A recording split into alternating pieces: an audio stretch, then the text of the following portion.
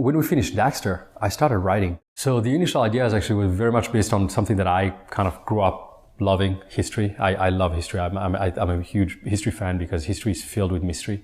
And I started writing about these ideas about like how if things were different. What if you were to rewrite history, not to change today, but to change the way we arrive to today? And that was kind of the genesis of the whole idea.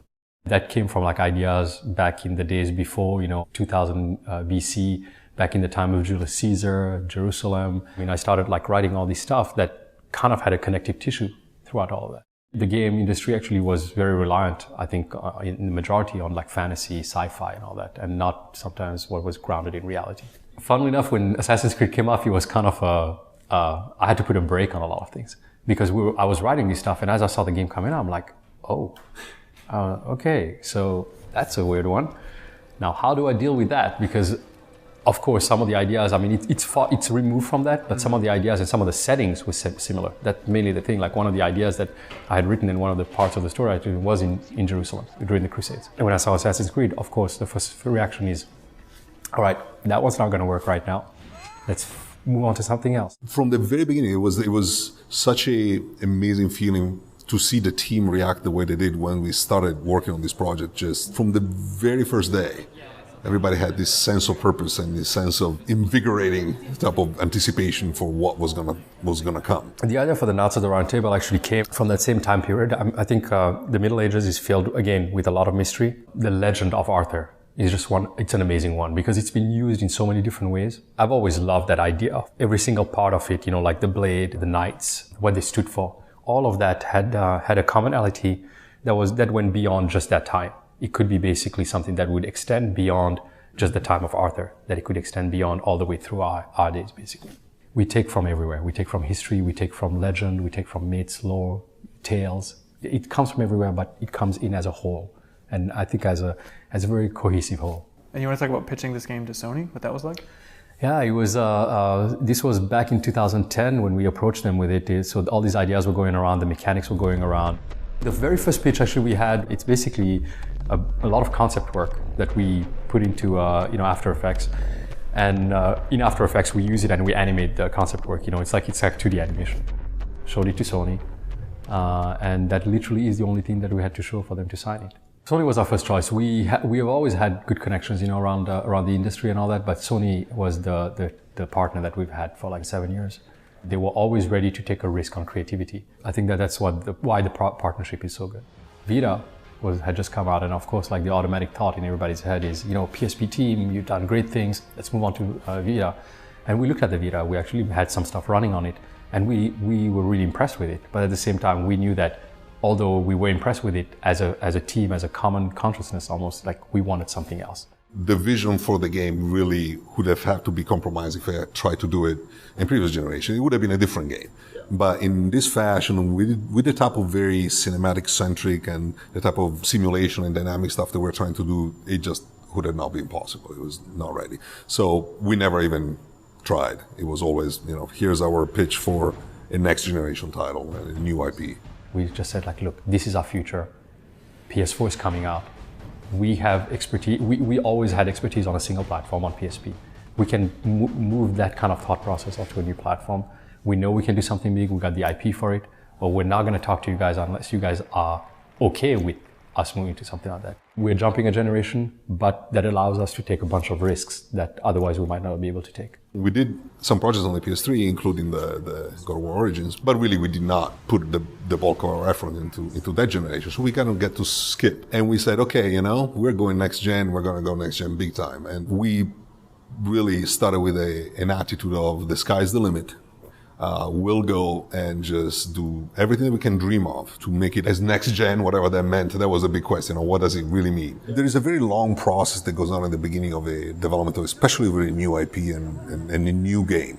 When you're, on third iteration in a franchise, things are different. But when you're starting fresh, there's a very, very long process of prototyping and exploring, and you have to keep that process open and as long as possible, within the financial limits that you have. But you really want to keep that open and as free as possible for designers and people doing technology to explore ideas and just play around and fail a lot and do a lot of wrong things. I've always felt that if you start, because engines, no matter what people tell you, they tend to be very, they shape themselves around the style of game that is used to generate that engine, which is not necessarily a bad thing. Like I said, you have something that has been used to do first-person shooters a lot.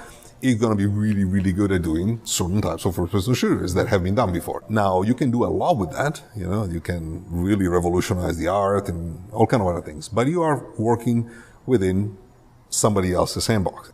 Every single technology has limits and boundaries, which are there for a reason, including ours. Everyone has their own. I just want to have our engineers and our designers be confined by our own limits as opposed to somebody else's. It's rated on engine 4.0, I guess. Yeah. Everything has to, help the other. If they don't, you suddenly basically stand on your own and you become a kind of a one-track game. Like you can't make a great movie without just a great script, right? It's, it takes actors, it takes good photography, it takes good directing, it takes good editing, it takes good sound. It's the same thing for us. We've put as much effort, I want to say, on every department. I mean, when we went to look for a sound engineer, we looked around the world for a sound engineer that would fit in this mix. When we looked for the scriptwriter, we went to look for the right guy. The script I'm writing together with one other person who we've actually, we sought out of the game industry. He's a scriptwriter for movies and TV. His name is Kirk Ellis. And Kirk actually he was the scriptwriter for John Adams, the HBO miniseries.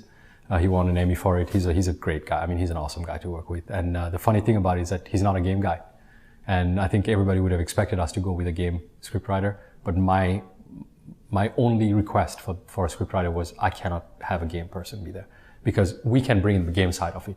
I want him to bring something completely fresh, like something we might miss. Actually, Requiem is the first name that I gave it. When I started writing the first story, Requiem was the name that I had in mind. And I pushed for it, as much as I could, but at the same time, we wanted to make sure that we found something that actually would gel, to be a little bit more, I think, descriptive of what the IP was. The name came from the actual group itself, The Order. It's funny because I think the first time it appeared as a title for the game, it wasn't a title really, it was in the script. The script actually referred to them as, we have to bring this back to the Order. And again, somewhere else in the script, it says the Order again and again. And when we were looking for names, we were looking everywhere outside except for the Order. At one point, we were just like, wait, shouldn't we just, it's right there. It's like, shouldn't we just call it the Order? And I think the great thing about that name is that it signifies a lot of things beyond the order of knights. It's the order of nature. It's the order of everything that basically we're looking at. It's really like it encompasses a bigger idea of the IP, basically. The trailer was actually a really interesting one because we wanted to approach the first outing of this IP differently than games would normally do. We knew that people were going to ask a lot of questions about gameplay, and we were ready for it in some ways. But we wanted this to be like kind of almost a movie tease. We wanted to go out there and make people dream about a world that they would like, not just like they want to know more about. So when we first talked about this and we wrote the script for it and all that, it was just like, how do we basically give all those different beats, all those different things that are part of the IP, and make them dream about, wow, this is cool, this is Victorian era, but wait, there's something different about this Victorian era. And what's up with the weapons on his back? Who are these guys who are, all decked out, and walking, in London? And London's pretty on one side, but then you go to Whitechapel, it gets mysterious, and you get that suspense horror kind of thing. All of that was kind of a cool moment to understand how to put that into 2.5 minutes of, of a trailer. It is my great pleasure to introduce a highly imaginative new IP coming exclusive to the PS4. And then we debuted the trailer. And it was kind of that whole moment where you just go like, oh my God, all right, wait for the reactions.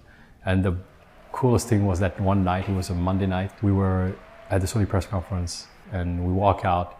Somebody from Sony actually came up to me and just showed me his phone and he was like, hey, just want to let you know, we're trending number 3 worldwide on tweets. And that was like, really? No, seriously? I thought it was a joke. I was like, that doesn't really happen. But apparently it was just like being bombarded everywhere. And that was cool. And then all the reactions from all you guys, from everybody. just made us feel like, vindicated about like, the stuff we put in, and that we wanted to do more now and show more. People really are just dying to play the game, just to see it finished and to see it done. And again, I've been doing this for a very long time, and when you got something special because you see the excitement in your team. If people are just doing their work and there is not much in the way of just, high emotions going, that the result is going to be perhaps competent but not exciting. So here, whether we achieve all the goals that we want to achieve, people are highly motivated, and a lot of it comes because of the fact that Roo has the creative talent to bring up projects that get people excited and motivated. So.